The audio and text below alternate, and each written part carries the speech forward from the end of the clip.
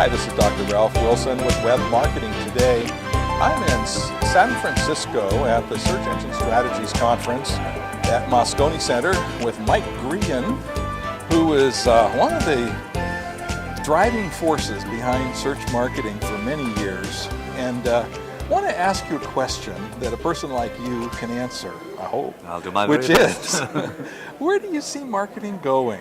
Internet marketing in particular. As we were chatting, you said the user has changed. How does that affect things in your mind? So I think that we've spent a lot of time, I mean, when you think about it, when you and I first came online, and we've both been around a long time, we were just fascinated about the technology and how did a search engine crawler work, and then eventually when paid search came in, how does that algorithm work? And I think we've been led far too much by the technology. And yet what's been happening without us realizing is the end user has been changing completely in terms of what it is that they want. So if you look at the way that Google, for instance, spent all of its time working on that algorithm to rank web pages together, now they understand a bit more about user intent. So if you go to Google and do a search, you're more likely to see a video there, it could be a PDF document. 10 years ago, you would never have thought about that. But the end user wants a much richer experience now, and that's what they get used to. I mean, if you watch younger people, I look at my kids sometimes online, and I think about what they're doing. We've used this term Web 2.0.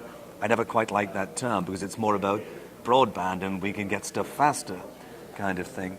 But my kids don't remember what it was like to use a modem anyway. Right. So it's always been like that for them. Right. And now with their mobile devices, exactly the same kind of thing. So they can go to a Facebook, they spend all of their time there. They're sharing images, videos, chatting with each other. There's all of this stuff that's going on. And then if they went back to Google and did a search and got 10 blue links, as we've said before, that would be a very dull result for them. Now, young people are using their phones as a major point of access far more than people, I'm assuming, that are older than they are. What does that mean for the future? I think that the way that younger people are receiving information with these handheld devices, the iPhone, Android, it's become second nature to them that the kind of information that they want should be available in a few different modes. So unlike perhaps you and I have trained ourselves to go to Google and do a search, they'll go to Twitter and tweet and say, I want to buy a pizza on the corner of a street.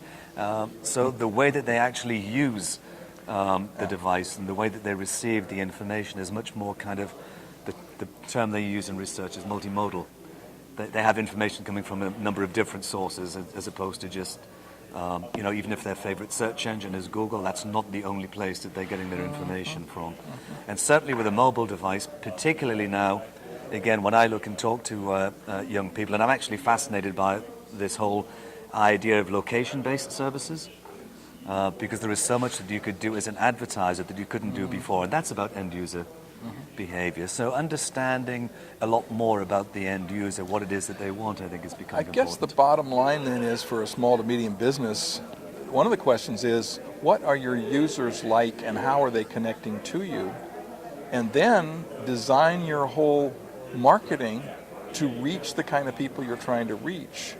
No business can do everything unless they're pretty big. But what you might do is just an informal survey of some kind or another and see what are the differences.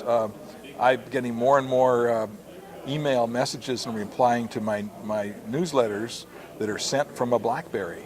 Because BlackBerry is smart enough to let you know that they're sending them, marketing themselves. Yeah, absolutely. And I think analytics is very, very important. Understanding the way that people are accessing your content, and that's not just your website. So which way are they?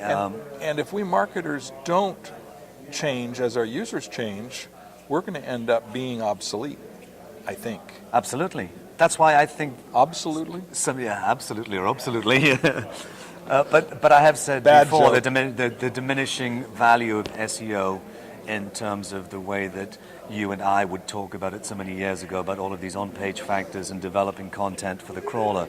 And yet these days I think it's so much more, it's easier to take your template for a website and build in a lot of the stuff that we used to spend so much time and automate that. And it's best practice that you should be able to do that. But I think you should spend more time now thinking about the end user experience, then can I stick a few more keywords in here and will I get to number one at Google, you know? Yeah. Being the real deal. Yeah.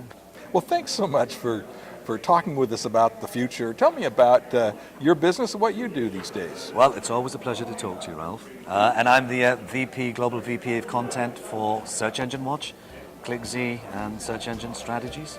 This very conference. So this conference is part of your baby, huh? Absolutely. So are you the VP of global content or the global VP of local content? It depends which way you look at it.